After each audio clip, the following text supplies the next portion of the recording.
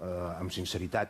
I, esclar, quan veus un dirigent polític com és el de Vox, Santiago Abascal, que llueix més de cos que no pas de cervell, que a les xarxes socials penja fotos d'ell al gimnàs, lluint muscle, home, podria... O amb la soberbia intel·lectual, Santiago. En canvi, articles d'ell, pensament d'ell, idees d'ell, no n'hi ha cap. Aquí només hi ha Espanya, toros, caça i posar de moda un eslang com pot ser feminazi. I després també, no sé, els dirigents polítics de Vox al Parlament de Catalunya, esclar, han arribat a posar a l'Ignacio Garriga, que aleshores li han preguntat pel pressupost de la Generalitat i va dir 27 milions d'euros i són exactament 25.000 milions d'euros.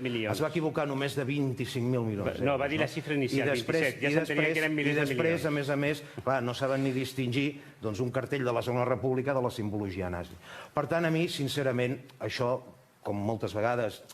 Passa que l'independentisme parlamentari ho magnifica, perquè li va bé això, no? Ara fan el cordó sanitari, no? Contra el feixisme, el cordó sanitari contra Vox, no?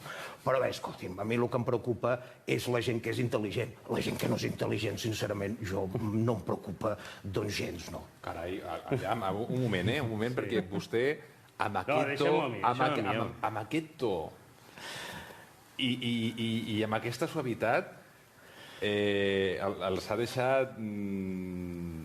Jo he apuntat algunes coses,